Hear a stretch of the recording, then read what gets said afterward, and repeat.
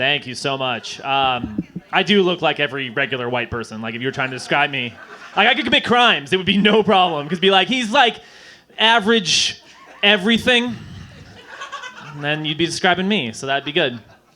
Before I left the house today, I looked in the mirror and said out loud, without a hint of irony or sarcasm in my voice, "Now that's how I iron a goddamn shirt."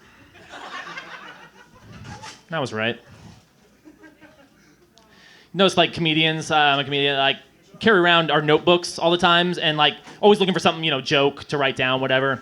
And when I first started, I remember I kept it by my bed. I still do, actually. And just in case I wake up in the middle of the night, have an idea for a joke, I could write it down, next morning, try to make sense of what I was talking about.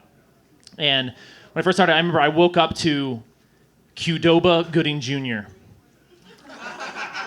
And that was it. Like, there was no joke there or anything. But I still wanted to do it because it's like the best thing he's been in 15 years. So it's really... You guys all feel bad for Cuba Gooding Jr., huh? Okay. He's made a lot of money. He's fine. Like, that Jerry Maguire money is still holding strong. Radio is, I know, was bad, but it's fine. I was out shopping for sunscreen earlier because that's what you do when you look like this. And I was about to buy my usual, like, SPF 30. But then right next to it was SPF 50. And I was like, perfect, that's what I need.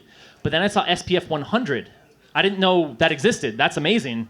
So I bought it, took it home, but when I opened it up, it was just a shirt. But it worked, so I mean, hey, who might argue?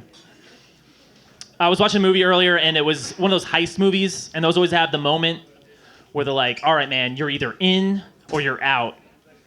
Yeah, that's how decisions work. It's just yes or no is also a way to ask that question. Have you ever watched NASCAR? Because I don't see race. Yeah, one-liners. I'm just going into them. There's no transitions here, guys. Just fucking get used to it. Despite their name, medicine balls do a lot more harm than good when thrown at sick people. Girls who masturbate are so into themselves.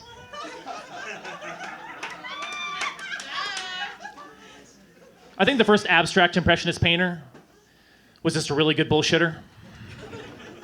A really shitty painter.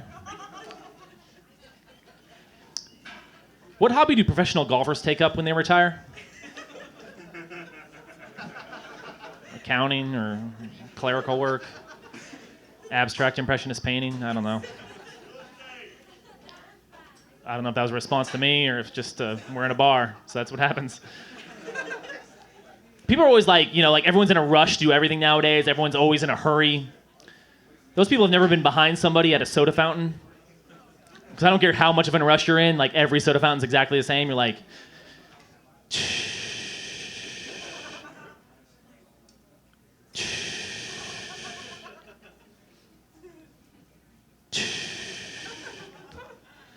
there's no finish to that joke yet, but I think we're at a decent premise right now where I wanted to do it in front of an audience.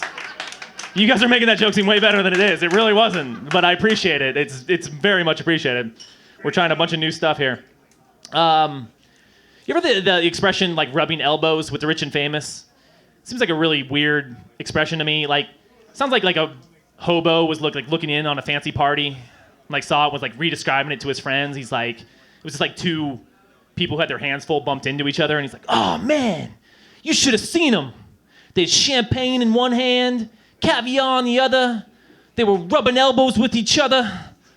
It's like, I think they were just bumping into each other, man. I don't know if that's it. I'm telling you, these are new jokes, guys. I apologize. They're not there yet, but this is the way you get them, I'm just saying. It's another expression I don't get. I'm just like everybody else. I put my pants on one leg at a time. If that's the only way you're relating to people, I don't know what to tell you. Like, that sounds like if you're an alien trying to blend into people, you're like, yeah, dude, I totally, I'm just like everybody else. I put on my pants one leg at a time. Yeah, I agree. It's not that good yet, but it will get there, guys. I promise you that at this point. It's freaking hilarious. It will be.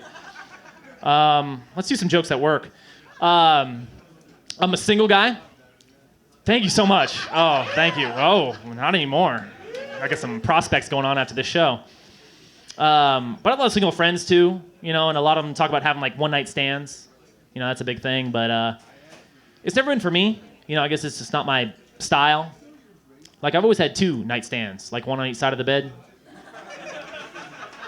Put a lamp on each one. Basically double your bedside storage space, so it really comes in handy. But I did have a one-night stand one time, and maybe because how it ended is why I don't do that anymore. Everything went fine in the bedroom area. Next morning, she's like, hey, do you want a bowl of cereal? I was like, this just went from good to great, absolutely. So she started pour it, but she poured in the milk first. Groans are the right response to that, actually. Like, that was the weirdest thing I've ever seen in my entire life. That's like putting a condom inside the girl and then having sex with her. It's just completely illogical and gonna make a big mess. All right, thank you guys so much. I'm Jason Alp. I appreciate your time.